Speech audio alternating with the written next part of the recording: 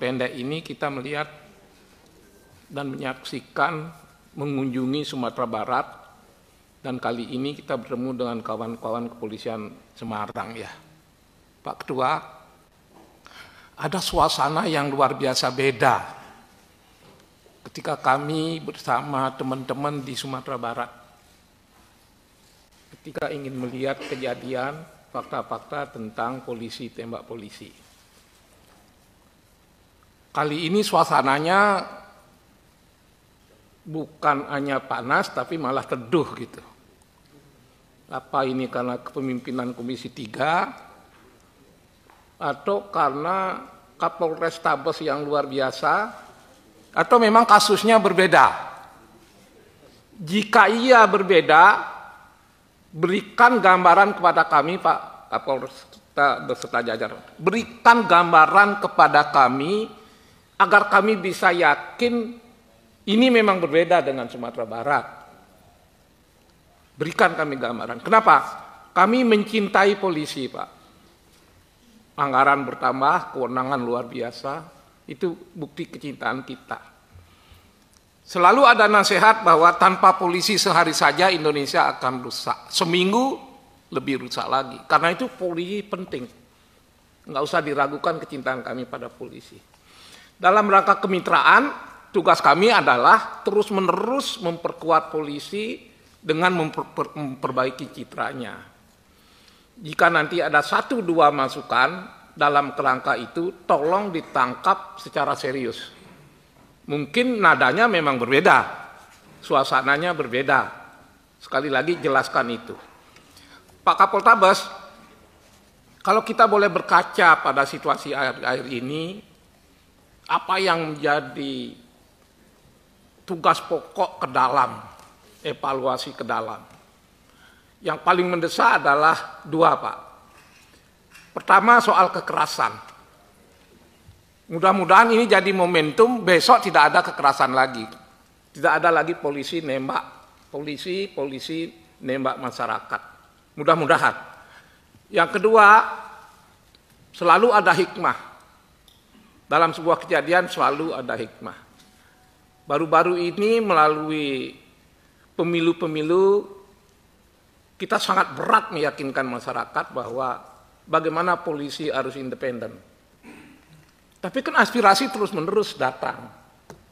Dengan izin ketua, kewajiban kami adalah aspirasi yang kami dapat kami sampaikan kepada saudara-saudara kepolisian, khususnya Pak Kapolresta.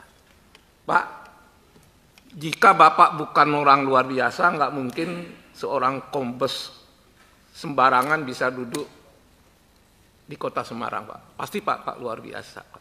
Oleh karena itu, 2 ini tolong diperhatikan. Kenapa? Isu parcok sekarang menjadi dilematis. Tapi mudah-mudahan kita ambil hikmahnya saja. Tapi yang paling merepotkan kami adalah dalam waktu 1-2 hari ini, Pak. Orang mulai mengusik senjata yang dipegang polisi, Pak. Mulai diusik. Apa masih perlu kepolisian pegang senjata? Bisa Bapak gambarkan nggak di mana kelemahan-kelemahan SOP yang berkaitan dengan senjata, sampai senjata itu dengan mudah yang harusnya melindungi rakyat, tapi malah, maaf ya,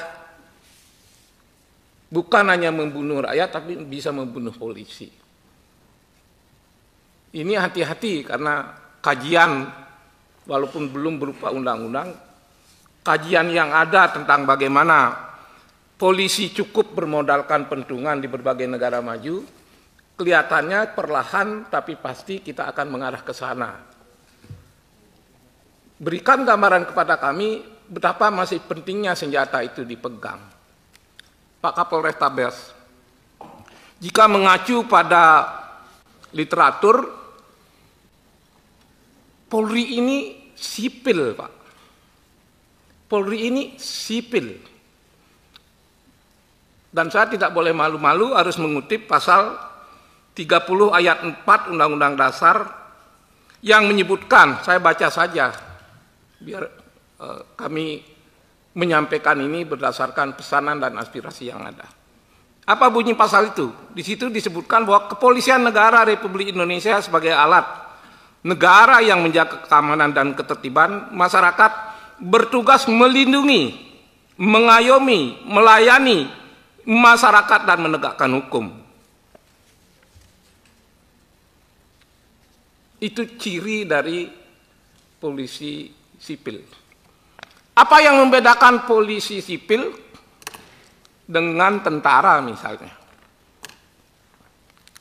Polri adalah sipil, karena itu dia non-kombatan, non-tempur.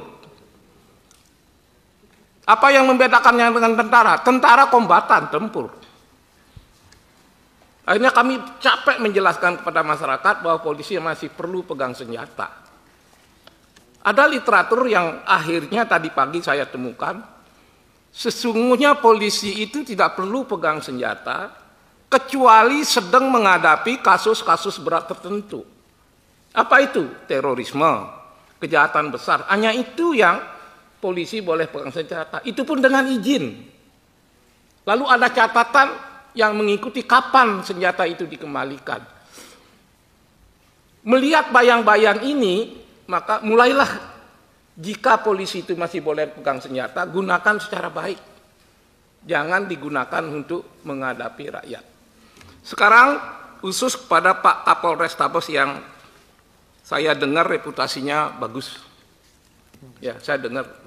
Karena itu saya berharga untuk menyampaikan saran. Pak, jangan pasang badan melindungi anggota dalam kasus ini, Pak. Cintai kepolisian dengan bertindak tegas. Kalau dia salah, lakukan kesalahan. Karena kalau di Sumatera Barat kan sudah ada proses persidangan dan dipecat. Lalu di Semarang, Bapak sudah melakukan apa? Dan akan melakukan apa terhadap hal ini? Satu tujuannya agar masyarakat tenang. Masyarakat merasa aman. Polisi masih boleh pegang senjata, tapi polisi itu tidak mengarahkan senjatanya ke masyarakat. Apa yang akan Bapak lakukan sebagai terobosan agar kejadian ini tidak terulang? Sebenarnya kami ingin menagih janji dan sejenis komitmen.